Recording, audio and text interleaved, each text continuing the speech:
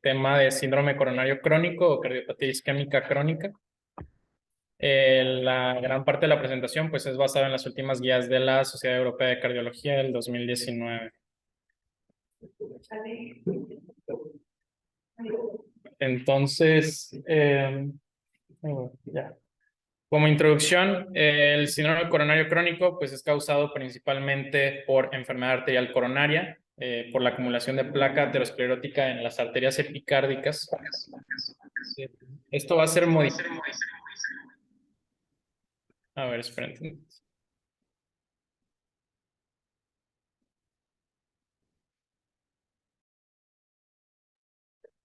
Esto va a ser modificable por cambios en el estilo de vida, fármacos e intervenciones invasivas.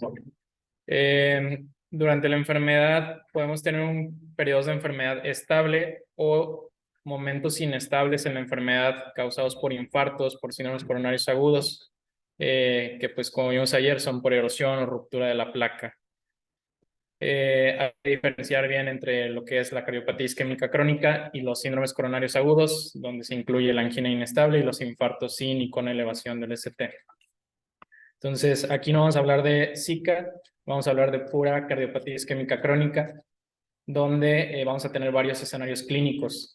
El más frecuente con el que nos vamos a encontrar es el que viene en la tabla como número 1, que es el típico paciente con síntomas de angina estable o disnea y en el cual sospechamos que tiene enfermedad coronaria, que esta angina es causada por enfermedad coronaria.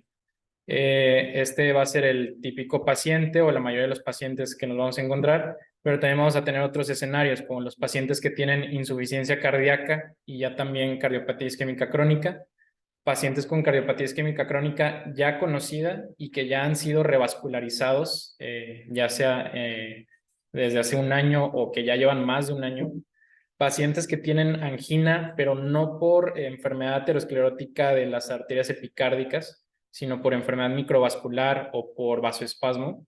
Y por último, los pacientes asintomáticos sin angina que les encontramos enfermedad coronaria por métodos de screening. Entonces, nos vamos a centrar en el primer grupo, donde pues cada de estos grupos implica un escenario distinto y un riesgo distinto. No es lo mismo un paciente con insuficiencia cardíaca y cardiopatía isquémica crónica, su mortalidad pues está aumentada, o alguien que lleva una cardiopatía isquémica crónica estable durante mucho tiempo con medidas farmacológicas, revascularizado y que nunca tiene un infarto, a los que tienen cardiopatía isquémica crónica y en algún punto de su vida tienen algún evento agudo. Entonces, todo el tratamiento se va a enfocar a disminuir este riesgo cardiovascular. El grupo 1, entonces, va a ser estos pacientes con angina y en los que sospechamos enfermedad coronaria. Apenas lo sospechamos, entonces todo esto se va a tratar del abordaje diagnóstico. Para el abordaje diagnóstico, las guías nos ponen 6 pasos clave, los cuales los vamos a desglosar más adelante, pero pues el primero es primero sospecharlo, ¿no? De acuerdo a los síntomas de angina. Llega un paciente de urgencias con dolor torácico, hay que hacer la semiología de la angina y ver si se trata de una angina estable o inestable. Si es una angina inestable, pues ya nos vamos a ir hacia un algoritmo totalmente distinto. Entonces, en el paciente con angina estable, en el paso número 2 hay que considerar qué comorbilidades tiene. En el paso número 3, realizar estudios base, ya sea de laboratorio y de gabinete, que también vamos a ver más adelante, que nos van a ayudar también a identificar aquellos pacientes con mayor riesgo. El paso que se me hace el más importante es el 4, en el cual ya con todos los estudios que tenemos, ya con toda la información, vamos a determinar la probabilidad pre-test. Esto lo vamos a ver más adelante, pero esta probabilidad pre-test de que sus síntomas de angina sean por cardiopatía isquémica son los que nos van a ayudar a definir qué estudio diagnóstico es el que vamos a pedirle al paciente. En el paso 5 es donde realizamos el estudio diagnóstico de imagen, ya sea invasivo, no invasivo, funcional, anatómico. Ahorita lo vamos a ver más adelante. Y ya teniendo toda la información y el diagnóstico, definir en el paso 6 el tratamiento. Entonces, en el paso número 1, Hay que hacer una historia clínica completa, antecedentes serofamiliares, ver qué factores de riesgo tiene en la cardiopatía isquémica, pues los típicos de tabaquismo, obesidad, comorbilidades como diabetes, hipertensión y lipidemia. De la angina hay que hacer la semiología del dolor, dónde está localizada, qué características tiene, cuánto duró el dolor, si empeora con el esfuerzo y si mejora con el reposo, si algo la agravó, si mejoró con algún medicamento. Porque como sabemos, la angina típica, como vemos ahí en el cuadro, es una angina, es un dolor torácico de característica opresiva. Tú le dices al paciente como si algo te aplastara y si te dicen eso, que es opresivo, retroesternal, que puede irradiar a cuello, mandíbula o brazo. Este aumenta con el esfuerzo y va a ceder con el reposo o con la aplicación de nitratos. Toda angina que no sea estas características, pues no es angina típica. La angina típica cumple dos de estas características y el dolor torácico no anginoso, pues una o ninguno de estos criterios. Hay que diferenciar bien a la angina estable de la angina inestable. La angina inestable pueden ser tres escenarios. Un paciente con angina en reposo, no tuvo nada que ver con el esfuerzo, le ocurrió la angina en reposo y le duró bastante tiempo, por lo general más de 20 minutos.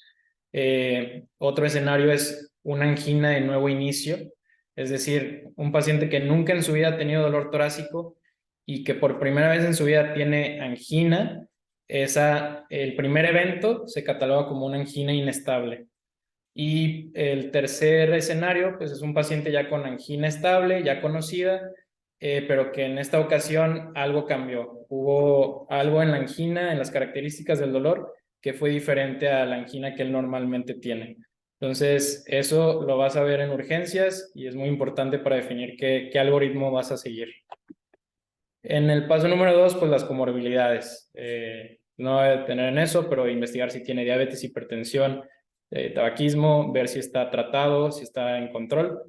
En el paso 3, pues aquí hay que pedir estudios iniciales. Una VH completa, ver si tiene anemia, ver si trae leucocitosis, un perfil bioquímico, ver cómo está la glucosa, ver cómo está la función renal, alteraciones en los electrolitos, un perfil de lípidos completo que nos va a servir de base y después para seguimiento, para el tratamiento. Hay que hacer screening en todo paciente con angina de diabetes, ya sea con pues, glucosa en ayuna, hemoglobina glucosilada. En ciertos pacientes que lo sospechemos, también podemos pedir perfil tiroideo, no en todos. Y pues todo paciente que haya con dolor torácico, urgencias, pues claro que hay que pedirle troponina de alta sensibilidad. Esto, pues porque más adelante lo vamos a ver, pero pues nos va a diferenciar aquellos con cardiopatía isquémica crónica, con angina estable, versus los que vienen con un síndrome coronario agudo. Los estudios de gabinete, pues un electro, todo paciente que haya con dolor torácico, hay que hacer un electro en los primeros 10 minutos, identificar cambios en el ST, en la onda T. Sí, doctor, ahorita prendo la cámara. Ahí ve.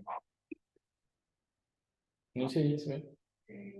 Se ve negro. Ah, tiene esta cosa. Ya, ¿no? Sí, Bueno, déjame cerrar esto. Ah, ahí en el que comienza. ya, bueno. También una radiografía de tórax para identificar si el paciente con dolor torácico pudiera ser con la radiografía de tórax que veamos alguna otra etiología de ese dolor. También ver si trae datos de insuficiencia cardíaca aguda, cefalización de flujo, derrame pleural. En aquellos pacientes que sospechemos que el dolor está asociado a alguna arritmia, pues también pedirles un Holter, pero pues ya durante el internamiento.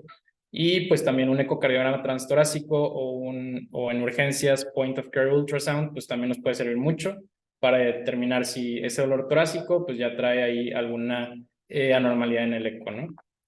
Entonces, este es el paso que les digo que se me hace el más importante, porque ya que tengamos toda la información, hay que determinar la probabilidad pre-test. Esto es, qué tan probable es que ese dolor anginoso sea causado por una arteria epicárdica obstruida, ¿no? Entonces, el riesgo no va a ser lo mismo para todas las personas. Va a depender basalmente sin haber hecho ningún otro estudio, de 3 factores, ¿no? De la edad, hay mayor riesgo de que ese dolor anginoso sea por cardiopatía isquémica a mayor edad. Hay mayor riesgo de que ese dolor sea por cardiopatía isquémica si es hombre, y también por la característica de la angina, si es típica o atípica o no anginoso, ¿no?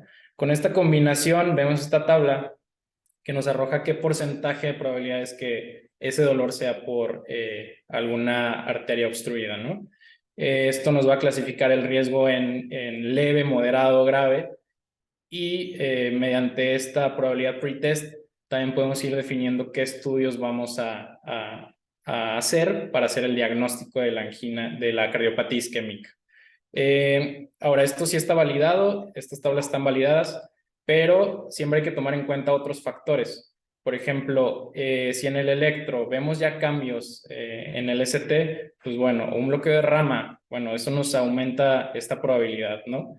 Si en el eco vemos que ya trae zonas de hipocinesia, vemos que trae la FEBI disminuida, pues bueno, ya también nos habla de que es más probable que sea de la etiología cardiopatía isquémica, ¿no? Y pues otras cosas como el calcio coronario, pues también nos pueden aumentar un poquito la probabilidad pretest.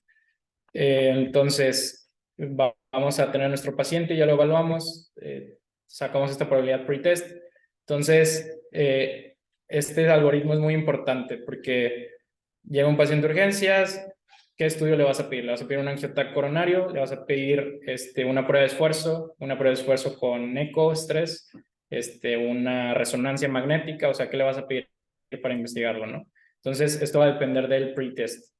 Pacientes con un pretest bajo, donde probablemente ese dolor no sea por cardiopatía isquémica, pues bueno, te vas a hacer estudios anatómicos, como un angiotac coronario.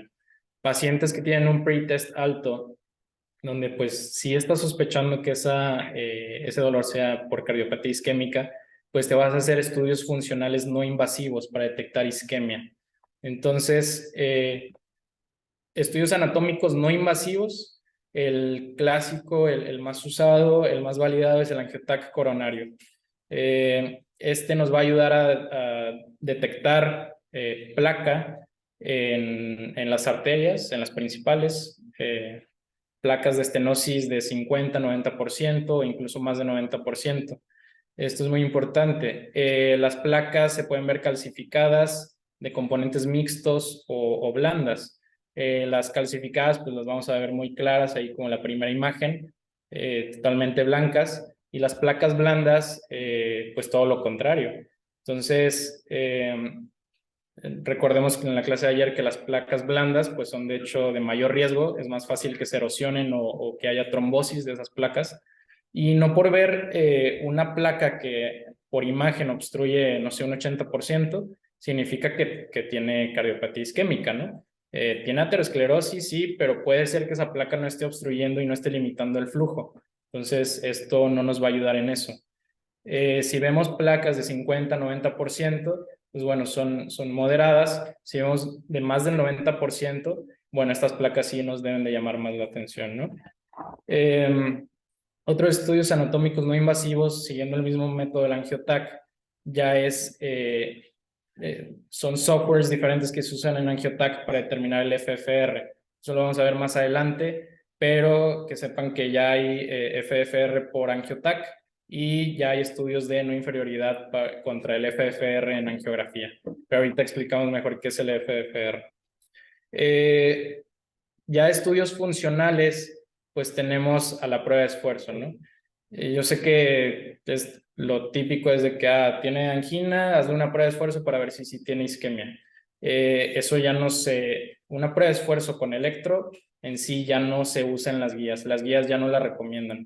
Tienen menor desempeño que los estudios de imagen funcionales o anatómicos.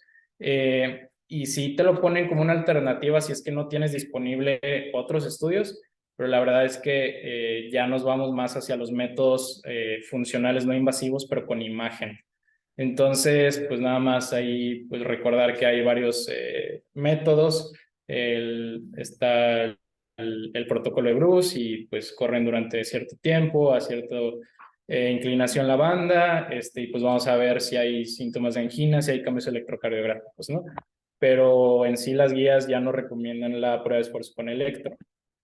Lo que sí, pues pruebas de esfuerzo, pero con método de imagen, ¿no?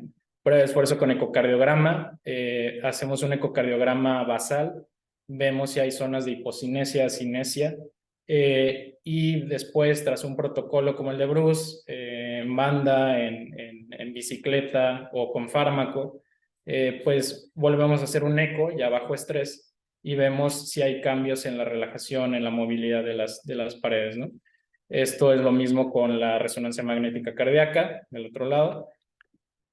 Y pues también tenemos otros métodos como el SPECT. Esto es pues lo que nos ayuda, ya sea el SPECT o el PET, es ver en reposo también cómo está la perfusión miocárdica que vemos aquí. Vemos cómo está totalmente perfundido el miocardio y después de aplicar estrés por medio de fármacos, vemos cómo se debe mantener la misma perfusión. En cambio, en pacientes con cardiopatía isquémica que tienen alguna arteria obstruida, pues bueno, vamos a ver cómo después del estrés, cierta zona que corresponda a alguna zona anatómica irrigada por alguna arteria, pues se va a ver ya sin perfusión, ¿no? Entonces, estos son otros estudios que podemos hacer. Entonces, hay que evaluar el riesgo de mortalidad cardiovascular o por un evento agudo. Ya tenemos a nuestro paciente con la clínica de angina, ya tenemos nuestros estudios, ya diagnosticamos cardiopatía isquémica, por ejemplo, con un PET. Ya vimos cómo si hay una zona del corazón que bajo estrés no recibe irrigación, ¿no? Ya tenemos el diagnóstico de cardiopatía isquémica. Pero ahora, ¿qué hacemos? Le damos medicinas, le damos puro tratamiento médico, lo llevamos a angiografía para revascularizarlo o qué. Entonces, pues no todos los pacientes tienen el mismo riesgo y todos hay que individualizarlos. Hay ciertos hallazgos en todos estos estudios que vimos que nos hablan de un mayor riesgo de un evento agudo, de que vayan a tener un infarto a futuro. Ya está esa tabla y la pueden ver. Entonces, por ejemplo, en el SPECT, que tenga una zona de isquemia mayor a 10% del ventrículo izquierdo, o en el eco por estrés, que más de 3 de los 16 segmentos que vemos en el eco tengan hipocinesia inducida por estrés. Todos estos hallazgos son factores de alto riesgo de que el paciente sí pudiera tener con mayor probabilidad un infarto pues, a futuro, ¿no? Entonces hay que evaluar este riesgo de acuerdo al método de imagen que elegimos. Pacientes con bajo riesgo básicamente son los que salen menor a 1%, alto riesgo van a tener una mortalidad mayor a 3%, y cada estudio tiene su sensibilidad, su especificidad, pero pues hay que determinar esto. Ya si decidimos hacer un método invasivo, pues tenemos a la angiografía coronaria. Aquí ahorita lo explico más a detalle, pero la angiografía coronaria, pues en el síndrome coronario agudo no hay duda que hay que hacer una angiografía, ¿no? En la cardiopatía isquémica crónica estaba antes, si hacíamos el diagnóstico con un angiotac, con una resonancia, con un ecoestrés, pues decíamos, bueno, pues hay que llevarlo a angiografía para ver si tiene alguna placa que se pueda arreglar y pues le ponemos un stent, ¿no? Porque pues en la mente pues pensábamos que eso solucionaba todo, mejoraba la mortalidad y demás, pero pues poco a poco hemos visto que no es el caso. Entonces la angiografía coronaria en el contexto de cardiopatía isquémica crónica va a tener ciertas indicaciones que pues sigue todavía en duda y que van a ir cambiando. Pero bueno, por ejemplo, pacientes con profesiones especiales, pero de que un astronauta, un piloto, así, pues bueno, ellos sí, por norma, pues les piden que se hagan angiografías coronarias, ¿no? Pacientes que en nuestro pretest inicial tienen una alta probabilidad de que sea cardiopatía isquémica. Por ejemplo, llega con la angina estable, le haces un eco, ni siquiera con estrés, trae zonas de hipocinesia, sí trae cambios transitorios en el electro, pues bueno, esos pacientes tienen una alta probabilidad inicial de que sí sea cardiopatía isquémica. Y pues bueno, hay doctores, hay médicos, hay guías donde todavía recomiendan que, bueno, a estos pacientes sí pasarlos a un estudio invasivo directo. Otro grupo de pacientes son los que vimos que ya le hiciste un angiotac, un ECOS-3 y te dio para que tiene alto riesgo de tener un evento cardiovascular, un evento agudo a futuro. Pues bueno, esos pacientes, pues también pasarlos a angiografía. Y el cuarto grupo son los pacientes que ya tienen su diagnóstico, dijiste, no lo va a pasar a angiografía, le va a dar puro tratamiento médico, y a pesar de estar con tratamiento médico, pues sigue teniendo síntomas, ¿no? Sigue teniendo angina. Entonces, bueno, esos pacientes también valorar pasarlos a angiografía coronaria. Durante la angiografía coronaria, aquí viene lo del FFR, que es el flujo de reserva fraccional. Los pacientes que tienen una placa, visualmente la vemos en la angiografía, que obstruye, no sé, un 100%, pues bueno, es obvio, es lógico que esa placa está causando isquemia y pues bueno, si la arreglamos, ¿no? Pero ¿qué pasa con las placas que visualmente ocluyen un 60% del vaso? ¿Cómo sabes si sí está causando isquemia o no? Pues bueno, para eso son estas técnicas como el FFR, donde mediante un catéter medimos la presión proximal a la placa, distal a la placa, calculamos si el flujo es el mismo antes de la placa versus el flujo después de la placa. Y pues bueno, si es significativo, pues vamos a arreglar esa arteria, ¿no? Si nos da para un FFR menor a 0.8, hay varios puntos de corte, 0.75, 0.8, pues bueno, ahí sí la arreglamos. Si vemos que el flujo, a pesar de esa placa, no se ve limitado, pues dejamos la placa ahí sin tratar, ¿no? Sin poner stent. No solo está el FFR, y hay otras técnicas como el QFR, que ya no es tanto ahí por utilizando catéteres, sino por pura imagen angiográfica. Entonces cada vez van saliendo más herramientas. También tenemos el OCT, que es la tomografía por coherencia óptica. Esto pues igual mediante un catéter podemos visualizar por completo el vaso a nivel longitudinal, en cortes, y pues podemos identificar las características de la placa, si es una placa fibrosa, si está calcificada, si hay trombosis intrastent, si vemos el trombo, si hay disección. Esta pues también nos ayuda mucho para tomar decisiones. Entonces, ¿por qué les decía que antes pues era típico que, bueno, paciente con angina, se la diagnostiqué, voy a pasarlo a angiografía y si tiene lesiones las arreglo y si no, pues no, puro tratamiento médico. Eso es lo que se hacía antes o que incluso se sigue haciendo. Pero bueno, en el 2020 salió el Ischemia Trial, que pues, fue un estudio que tomó mucho tiempo hacer, tomó más de 15 años en hacer, en donde a pacientes con cardiopatía isquémica crónica, a la mitad los asignaban a puro tratamiento médico y a la otra mitad los asignaban a tratamiento médico con revascularización. La lógica, pues es que si les doy tratamiento médico y aparte les pongo stents y les arreglo las placas, pues van a vivir más años. Pero lo que nos enseñó el Ischemia Trial es que no hubo diferencia en mortalidad en ninguno de estos dos grupos. Entonces, pues ahora como que pierde un poco el sentido de que, bueno, ¿para qué le pongo stent a alguien con angina estable si no me va a vivir más años que si le doy puras medicinas, ¿no?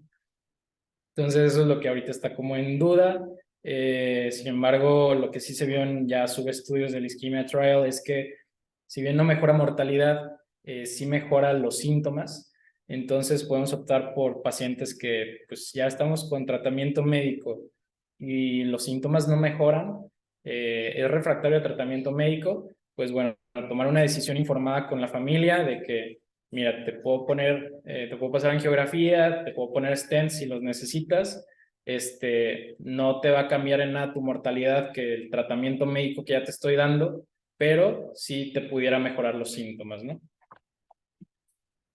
Entonces, ya en cuanto al tratamiento, pues bueno, lo primero es cambios en estilo de vida, ¿no? Tabaquismo, pues cero fumar. Estrategias de comportamiento y farmacológicas, evitar tabaquismo pasivo, una dieta saludable, ahorita entramos más en ese tema, pues actividad física diaria, 30-60 minutos de actividad física aeróbica, el peso, pues mantener idealmente un IMC menor a 25, o pues si tenía obesidad grado 3, pues, híjole, ir disminuyendo ese grado de obesidad y pues también mejorar la adherencia al tratamiento médico. Entonces, en cuanto al tabaquismo, pues disminuye 36% el riesgo de mortalidad si dejamos de fumar en alguien que tiene cardiopatía isquémica, ¿no? Entonces, hay varias formas. Están las 5As que te manejan, de pregúntale sobre si quiere dejar de fumar, recomiéndale cómo hacerlo, reevaluarlo, estar constantemente en la consulta recordando esto, ¿no? Hay intervenciones que puede ser que vaya al psiquiatra, también que algunas terapias farmacológicas para reemplazo de nicotina, como el bupropión, la vareniciclina. Y pues bueno, también lo que está en discusión, pues los cigarros electrónicos, ¿no? Disminuye el riesgo, pero no lo elimina. Y aparte, pues ya con los nuevos dispositivos que tenemos, pues ni siquiera sabemos qué va a pasar en unos años, si va a estar peor, si va a estar menos peor o qué. O sea, igual y a todos nos va a dar cáncer. En cuanto a la dieta y el alcohol, pues bueno, lo que sí recomiendan las guías, pues una dieta mediterránea, que esto es alta en frutas, vegetales, fibra, grasas poliinsaturadas, limitar los carbohidratos, la carne roja, los lácteos, las grasas saturadas. En cuanto al alcohol, pues el tomar más de 100 gramos a la semana aumenta el riesgo, entonces hay que limitar el consumo de alcohol a esto. Y pues ya entrando en cuanto a las dietas saludables, pues bueno, la guía te pone aquí que estas son las características de una dieta saludable, ¿no? Frutas y vegetales, la fibra, limitar la carne roja, limitar los carbohidratos, menos de 5 gramos de sal al día, limitar el consumo de alcohol, ¿no? Entonces, si bien esa es como la dieta que manejan la mayoría de las guías, pues bueno, hay varias líneas de investigación en cuanto a qué dietas pueden ser de mayor beneficio para el riesgo cardiovascular, ¿no? Hay mucha investigación en cuanto a la reducción en el consumo de sal, de cómo mejorar los desenlaces cardiovasculares, también mucha investigación en cuanto a dietas bajas en carbohidratos, el ayuno intermitente pues también, e incluso dietas donde combinan dieta mediterránea o pesco mediterranean con ayuno intermitente, ¿no? Entonces, pues poco a poco va saliendo más información y pues yo creo que en las próximas días va a haber más info de esto, ¿no? El control del peso, pues bueno, el riesgo cardiovascular se ve elevado a medida que aumenta el IMC. Tenemos menor sobrevida, aumenta el riesgo cardiovascular. Entonces, las guías te ponen como, bueno, circunferencia abdominal en hombres debe ser menor a 94 centímetros, en mujeres menor a 90 centímetros. Entonces, pues bueno, ahí vemos el riesgo, ¿no? El riesgo de infarto miocardio con una obesidad, pues aumenta hasta un 21%. En cuanto al tratamiento médico, vamos a tener principalmente dos cosas, el tratamiento antiisquémico y pues como que la profilaxis ahí antiplaquetaria, ¿no? En tratamiento antiisquémico son fármacos que nos van a ayudar a mejorar la perfusión del miocardio, y esto nos va a controlar los síntomas de la angina, y pues hay que buscar que el fármaco que nos dé la mayor adherencia y la menor cantidad de efectos adversos. La primera línea de medicamentos en cardiopatía isquémica crónica son los beta blockers y los calcio antagonistas. Hay que tener en cuenta que mejoran los síntomas, son para mejorar la angina, pero no previenen eventos agudos, ¿no? No previenen los infartos. Entonces, como medicamentos, pues bueno, tenemos a los nitratos. Los nitratos tenemos dos familias, los de corta acción y los de larga acción. Los de corta acción, digamos que son los abortivos, son los que nos van a ayudar en caso de del dolor agudo. Los nitratos de corta acción son los que vamos a utilizar. Hay sublinguales, son spray. La dosis es ya sea sublingual o el spray, dar una dosis cada 5 minutos hasta ceder el episodio anginoso, o máximo 3 tabletas o 3 disparos, ¿no? También tenemos el dinitrato isosorbida sublingual, es el que tenemos en el metro, por ejemplo, 5 miligramos, que pues también nos ayuda, ¿no? Pero tarda un poquito más en hacer efecto. Y luego tenemos los nitratos de larga acción. Estos no son abortivos, sino que nos van a ser los profilácticos de la angina. Estos no son de primera línea. Dijimos que los de primera línea son los beta blockers y los calcio antagonistas. Pero bueno, de segunda línea tenemos a los nitratos de larga acción. Tenemos a la nitroglicerina, el nitrato isosorbida, el mononitrato, y estos pues hay presentaciones vía oral pues parches, ¿no? Transdérmicos. Hay que recordar que estos generan tolerancia, sí puede ser que vayan perdiendo efectos si los usamos muy seguido, y como efectos secundarios pues pueden causar hipotensión, cefalea, enrojecimiento, y si tenemos ciertas contraindicaciones, ¿no? Por favor, nunca le den un nitrato a alguien con estenosis aórtica, cardiomiopatía hipertrófica tampoco, y pues si están tomando Viagra o cosas así, pues también es contraindicación, ¿no? De primera línea tenemos a los beta blockers. El dar tratamiento con beta blocker no es nada más dar la dosis inicial y ya hay quedarnos, no, hay que ir ajustando la dosis porque hay que llegar a una meta de frecuencia de 55-60 latidos por minuto. Hay que tener cuidado si los utilizamos junto con otros calcio antagonistas, por ejemplo, con verapamilo y diltiazem. Es raro que se usen juntos, entonces mejor evítenlos.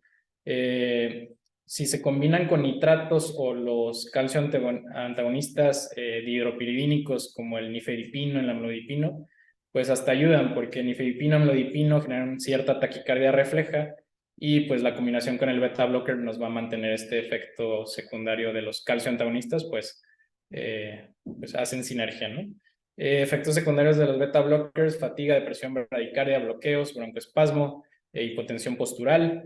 Y pues bueno, recordar que si aparte nuestro paciente ya tiene antecedente de insuficiencia cardíaca o que ya ha tenido infartos, pues los beta blockers sí disminuyen la mortalidad en estos pacientes. Otro de primera línea, los bloqueadores de canales de calcio, los no dihidropiridínicos. Estos tienen un mecanismo de acción donde tienen vasodilatación periférica, disminuyen también la vasoconstricción coronaria, son inotrópicos negativos y pues también inhiben al no sinusal. Tenemos básicamente dos: verapamilo y diltiazem. De cierta forma, el diltiazem tiene un poquito menos efectos adversos que el verapamilo. Nos van a dar riesgo de bradicardia, bloqueos también. No usarlos con los beta blockers en combinación. Hay casos muy específicos donde se podrían usar, pero de forma general que no sean juntos. Y pues no los podemos dar en pacientes con disfunción del ventrículo izquierdo o insuficiencia cardíaca. No le den verapamilo o diltiazem a alguien con insuficiencia cardíaca. Los bloqueadores de canales de calcio dihidropiridínicos, nifedipino, amlodipino, también son buenos antianginosos y pues son buenos antihipertensivos. Entonces, en un paciente con cardiopatía isquémica que aparte tiene hipertensión, pues podemos optar por estos. Tiene pocos efectos secundarios, básicamente el edema de miembros inferiores que puede causar más el amlodipino o cefalea. Y pues estos sí los podemos usar en combinación con los beta blockers sin problemas. Entonces, esta es la tabla que resume como que el tratamiento antiisquémico. Vemos como la primera columna es la terapia estándar, donde vamos a usar un beta blocker, un calcio antagonista. En segundo, al reevaluar al paciente en consulta o de segundo step, pues bueno, podemos usar una combinación de estos: beta blocker con nifedipino o amlodipino, no con verapamilo o diltiazem. Y pues en el tercer paso, pues ya añadir algún otro fármaco, ¿no? Y hay situaciones específicas donde hay que pensarle un poco más hacia qué medicamento hay que dar, ¿no? Por ejemplo, pacientes que siguen teniendo frecuencias cardíacas muy elevadas a pesar del beta blocker. Bueno, tenemos otros fármacos como la ivabradina, que no la metí en el tema porque ya es más rollo, pero tenemos otros fármacos que podemos apoyarnos, ¿no? Y otros medicamentos que igual son difíciles de conseguir aquí en México, como la ranolazina, la trimetazidina, que también en ciertos escenarios nos pueden ayudar, pero pues bueno, creo que con saber lo de los beta blockers, los calcio antagonistas, los nitratos, es más que suficiente en este contexto. Eso fue el tratamiento antiisquémico. También tenemos el tratamiento antitrombótico. Esto es la aspirina, los PG2Y12, y en algunos casos, pues ver si los vamos a anticoagular. Entonces, el paciente con cardiopatía isquémica crónica que está en ritmo sinusal, es indicación 1A recibir aspirina. ¿Cuándo? Pues, prácticamente de por vida. Aspirina 75 a 100 miligramos al día. El clopidogrel como monoterapia se puede dar como alternativa a la aspirina en pacientes que tienen contraindicación a la aspirina o que de alguna forma no la toleraron. Pues bueno, se les puede dar clopidogrel. Pacientes que no solo tienen cardiopatía isquémica tratada con medicamentos, sino que ya también fueron tratados por revascularización.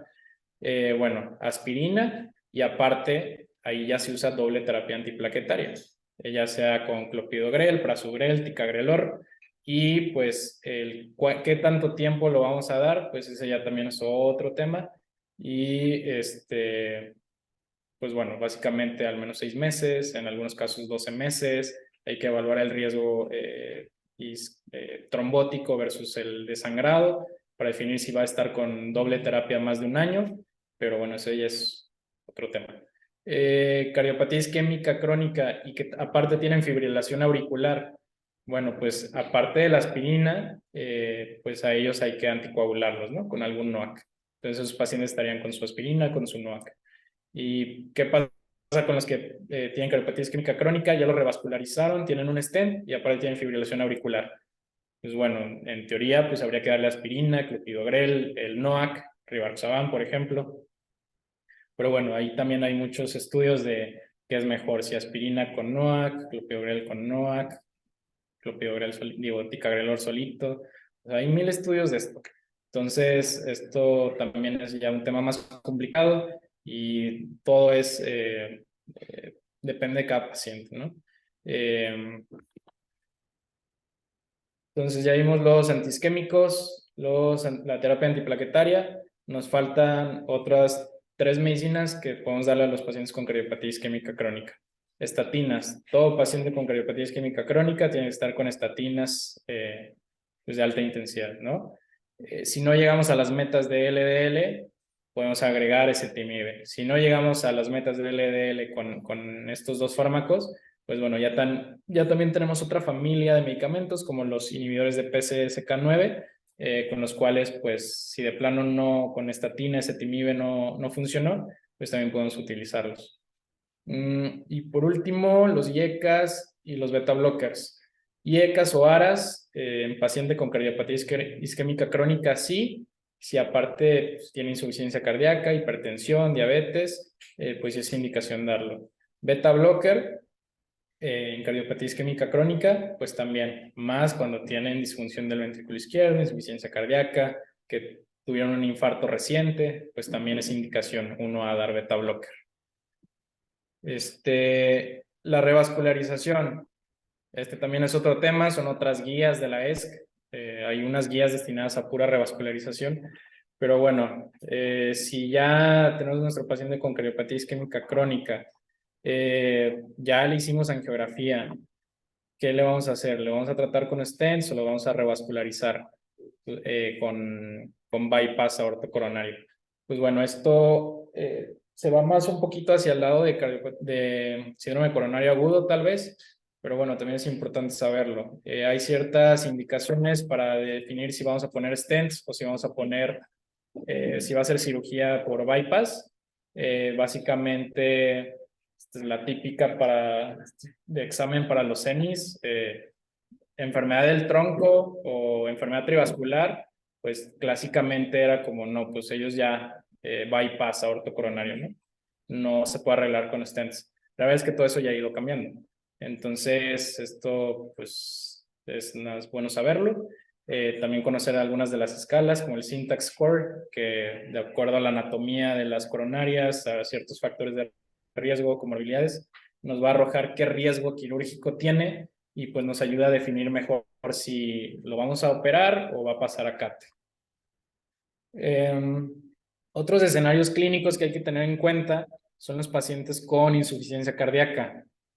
Pacientes con insuficiencia cardíaca y cardiopatía isquémica crónica, pues bueno, lo mismo, ¿no? Hacer la historia clínica, ver qué tratamiento está recibiendo ahorita y si tiene la adherencia a estos medicamentos, ver si no está agudizada esta insuficiencia cardíaca, un electro, un eco de rutina, una radiografía, laboratorios básicos, un BNP, ver cómo está la función renal, los electrolitos y pues ver si está en tratamiento óptimo de la insuficiencia cardíaca.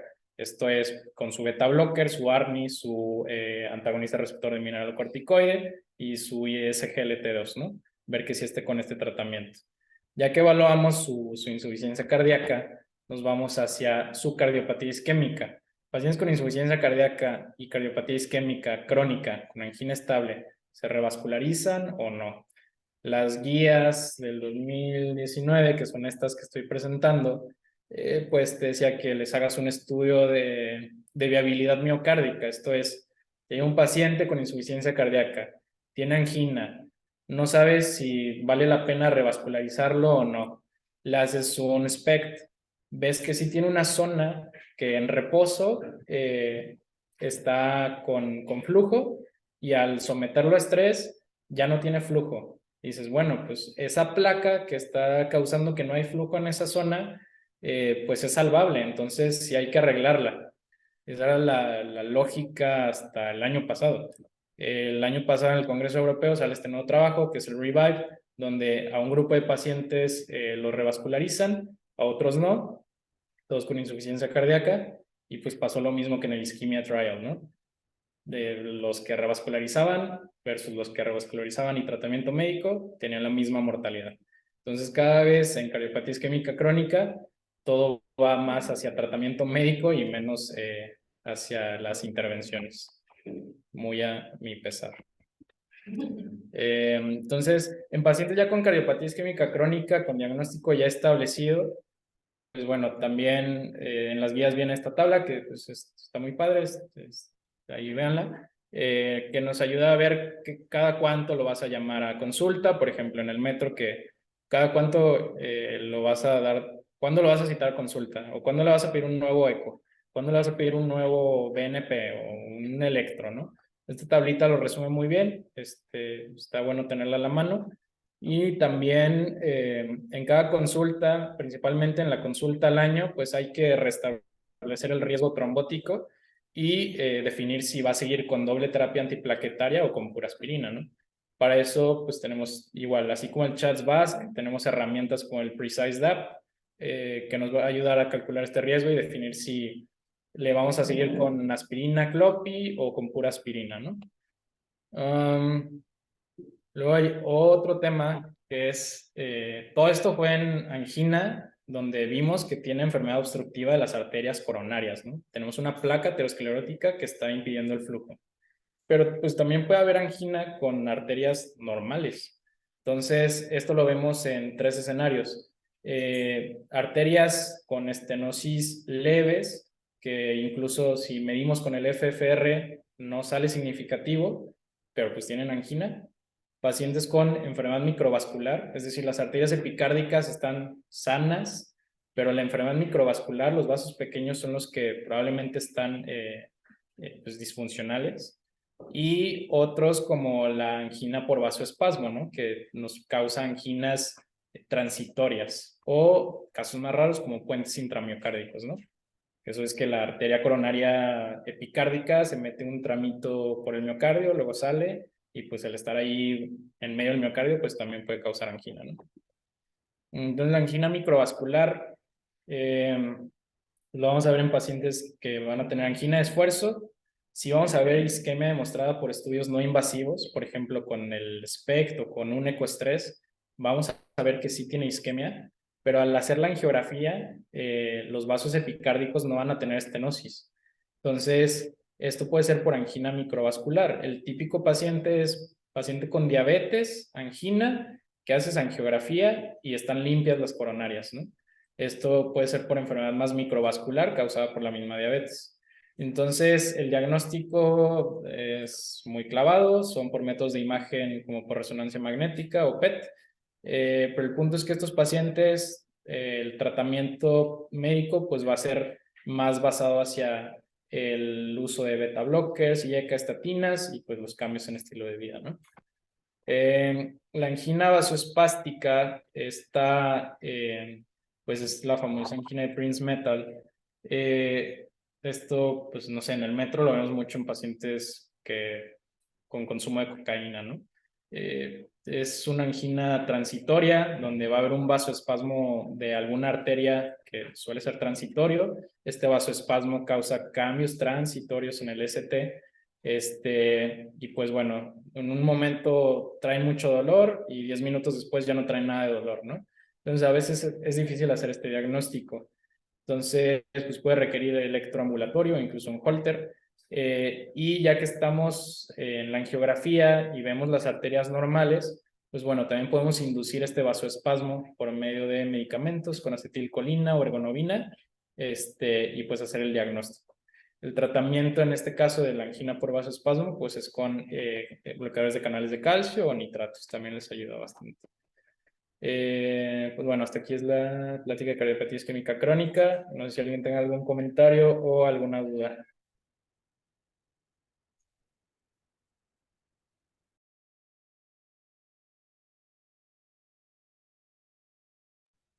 Muy bien, Mau. Me gustó mucho tu presentación.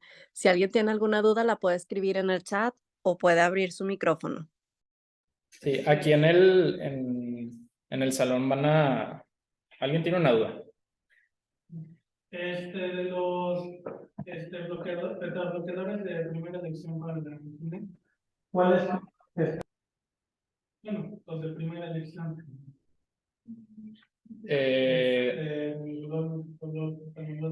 Cualquiera de ellos o cuáles son A los beta blockers, ya. Sí, beta blockers, pues tenemos metoprolol, bisoprolol, cualquiera, ¿no? Y calcio antagonistas, pues nifedipino, amlodipino, y por el otro lado, verapamilo y diltiazem. Cualquiera, no. Cualquiera. Por ejemplo, verapamilo y diltiazem, sí les decía que diltiazem tiene un perfil Más bajo. como de menos riesgo, ajá, menores efectos adversos, pero pues nada más. Sí.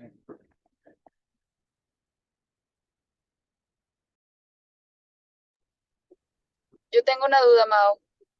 Sí, ¿Me escucha? Ok. Hay muchos pacientes que están con estatinas por alto riesgo cardiovascular, que si detectas que tienen algún tipo de cardiopatía isquémica y que llegan fácilmente a las metas de colesterol con las estatinas. Incluso pues ya llegan a tener LDL abajo de 60. ¿Qué se recomienda en estas situaciones? ¿Dejar la misma dosis? ¿Cambiar de dosis? Y te digo porque es una pregunta muy frecuente y que aparte la gran mayoría de los médicos que no están tan bien informados tienden a ya quererla quitar o suspender porque llegan a las metas de colesterol. sí, doctora. Sí, es un error creo que muy común, tanto de los pacientes como los médicos que dicen, bueno, ya llegué a la meta de LDL, pues ya voy a suspender la estatina, ¿no? Pero pues no, justo el que tengas esa meta de LDL es porque tienes la estatina. Es como, ya tengo la presión normal, ya voy a quitarme el antihipertensivo. Pues no, la tienes así por tu antihipertensivo. Entonces sí especificarle a los pacientes y pues, que todos sepan que la estatina se continúa. Si ya llegaste a esa meta con una dosis de estatina, pues sigues con esa dosis, ¿no? Pero definitivamente no suspenderla.